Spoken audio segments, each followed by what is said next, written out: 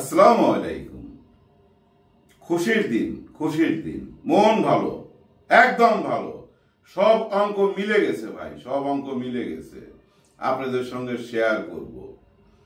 32 নম্বরে যাবার সময় সেনাবাহিনী বাধা দেয় নাই। সেনাবাহিনীর ইজ্জত দেশবাসীর কাছে বেড়ে গেল, অনেক ইজ্জত বেড়ে গেল দেশবাসীর কাছে সেনাবাহিনী। অনেকে মনে করছিল বাধা দিবে, দেয়নি। ওনারা তো বুঝতে পারে দেশের মানুষ কি চায়।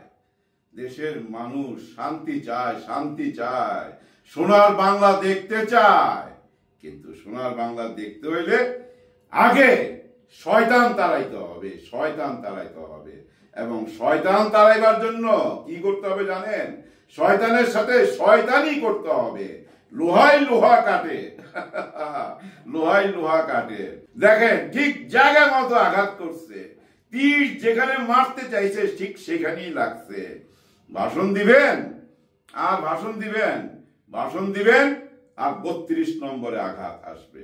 32 নম্বর তো শেষ, নতুন কোন জায়গা বাইছা নিবে, নতুন কোন জায়গা বাইছা নিবে। আসেন আপনারা দেখেন, এই যে বনানী কবরস্থানের সামনে পুলিশ ভাইরা পাহারা দিতেছে। কাকে? মৃত মানুষকে। কবর পাহারা দিতেছে, কবর। শেখ মুজিবুর রহমানের পুরা পরিবারের কবর এখানে।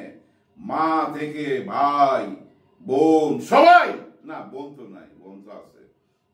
ভাইরা, ওনার 3 ভাই, ছোট ভাই সহকারে, ওনার মা, ওনার বংশের সবাই। এবং ওইখানে দেখবেন লিস্টে লাস্টে লেখা আছে পটকা ও পটকার মা। পটকার মা ও পটকা, এই দুজনের নাম লেখা আছে। তার মানে কি জানেন? রাজরানীর সাথে বাড়ির কাজের মেয়ে, যাকে আমরা চাকরানি বলি, রাজরানীর সাথে চাকরানি একসাথে ঘুমায় আছে। কোনটা কার কবর আপনারা খুঁজে পাবেন না। লাইন ধরে দেওয়া এই বনানী কবরস্থানে পুলিশের পাহারায়, পাহারা দিতে হয়। কি কর্ম করলেন, কি দেশকে দিলেন, কি ভালোবাসলেন, জনগণের মনে তো জায়গাই করতে পারলেন না। ওই যে আপনার দলের কিছু লোক, এই যাদের সঙ্গে আপনি এখন কথা বলেন টেলিফোনে, হায় হায় কাদের সঙ্গে কথা বলেন? এগুলো তো মনে হয় গ্রামের চেয়ারম্যান মেম্বাররা এরকম করে কথা বলে লুকায় থাইকা। মানায়? আপনারা 5 বার দেশের প্রধানমন্ত্রী ছিলেন, দেশ চালাইছেন, দেশ নাকি আপনার বাপের। মানায়? মানায় না, একদম মানায় না। নিজেকে ছোট করতে করতে এমন জায়গায় আনছেন, আজকের ভাষণ দিয়া বিপ্লবটাকে আবার জাগায় তুলছেন। আপনার ভাষণে না সবাই গায়ের মধ্যে আগুন লেগে গেছে, আগুন লেগে গেছে। বিশ্বাস করেন, যতক্ষণ শুনতেছিলাম ততক্ষণ মনে হইতেছিল নিজের মাংস নিজে কামড়া ছিঁড়া ফেলাই, নিজে ছিঁড়া ফেলাই নিজের মাংস নিজে, এরকম মনে হচ্ছিল। যাই হোক, এর মধ্যে একটা স্ট্যাটাস দেখলাম পিনাকি ভট্টাচার্য। সেলুট স্যার, আপনাকে সেলুট। ওনার একটা স্ট্যাটাস দেখলাম যে 32 নম্বরের দিকে আগায় যাও। আগায় গেল, সবাই আগায় গেল। ভাষণের আগেই চলে গেছে তো, ভাষণের আগেই। তীর যেখানে মারতে চায় সেখানেই লাগে। একেই বলে নেতা, একেই বলে লিডার। এই জবাবটা তো মারাত্মক ছিল। এই জবাবটা ছিল কাকে? শুধু কি শেখ হাসিনা? নো, মোদিজিকেও, ভারতকেও, যারা শেখ হাসিনাকে ওইখানে লালন পালন করতেছে আমাদের দেশটাকে ধ্বংস করার জন্য। কোন ষড়যন্ত্র না, এখানে সরাসরি একদম সত্যি কথা, আমাদের দেশটাকে ধ্বংস করে দিতে চায়। পাগল হয়ে গেছে, পাগল হয়ে গেছে। যখনই দেখছে আমরা চীনের সাথে, পাকিস্তানের সাথে বন্ধুত্ব কইরা ফেলছি, বন্ধুত্বের হাত বাড়াই দিছি, আমাদের দেশে চীন হাসপাতাল করবে আমাদের দেশে। এই যে আরে ওই যে 300 ফিটের ওইখানে বিশাল আকারে হাসপাতাল হইতেছে। ওনারা এসে দেখে গেছেন আমাদেরকে ইন্ডিয়া যাইতে হবে না চিকিৎসা করার জন্য, এখানেই চিকিৎসা পাবেন। এখনো যাদের চিকিৎসার দরকার চলে যান চীনে, ডিসকাউন্ট আছে। ওনাদের হাসপাতালে বাংলা সাইনবোর্ডও লেখা হচ্ছে আমাদের জন্য। এগুলা দেখে না ম্যাড হয়ে গেছে, ম্যাড হয়ে গেছে, মাথা খারাপ হয়ে গেছে। এই মাথা খারাপকে ঠিক করতে হবে আরেকজন মাথা খারাপ মানুষ দিয়ে। আর উনি হচ্ছেন কে জানেন? পিনাকি ভট্টাচার্য। দাদা, আপনার মাথায় যে জিনিসগুলো আছে এই জিনিসগুলো আমাদের সাধারণ মাথায় আসবে না। প্যাচগোছ আপনি বুঝবেন। আপনার ব্রেনের মধ্যে, আপনার মাথা যদি সোজা একটা প্যারাক ঢুকাই দেয় না, ওই প্যারাক স্ক্রু হয়ে বাইরে হয়ে যাইব, স্ক্রু হয়ে বাইরে হয়ে যাইব। সত্যি কথা, যে বিপ্লব জায়গা উঠছে ওই বিপ্লবকে আর ঘুমাইতে দিয়েন না, আর ঘুমাইতে দিয়েন না। এসে হাল ধরেন, আপনি পারবেন। আপনি ফ্রান্স থেকে দেখেন, একটুখানি হাল ধরছেন, আমরা সঠিক কাজটা কইরা ফেলাইছি। আমার মনে হয় না আর ভাষণ দিবে, আর কি ভাষণ দিবে। এরপর ভাষণ দিলে কোন দিকে ছুটবে বুঝা নিয়েন। আপনি বুঝা নিবার চেষ্টা করেন, বিপদে ফেলায়েন না, আপনি কর্মীদেরকে বিপদে ফেলায়েন না। আজকে যেভাবে বিপ্লব জেগে উঠছে, এভাবে আবার কিন্তু ওই যে 5ই আগস্টের পর পর যা কিছু ঘটছে, এরকম কিছু ঘটা গেলে কিন্তু কোনো অবাক হবার কিছু থাকবে না। কারণ আপনার ভাষণের মধ্যে না মানুষের গায়ের মধ্যে আগুন জ্বালায় দিছে, তো আগুন জ্বালায় দিছে। এই বিপ্লবকে আপনি আবার জায়গায় তুলছেন। আল্লাহ যা করে ভালোর জন্য করে, আগে ভিডিওতে বলছি না, সত্যি আল্লাহ যা করেন ভালোর জন্য করেন। উনি যদি ভাষণ না দিতেন আজকে বিপ্লবটা জেগে উঠতো না। আওয়ামী লীগের ধর্মশালা 32 নম্বর, এই ধর্মশালা উড়াই দেওয়া হয়েছে। এটা কিসের ইঙ্গিত বহন করে বুঝে নিয়েন আপনারা। এরপরে কিন্তু অন্যদিকে আক্রমণ হবে।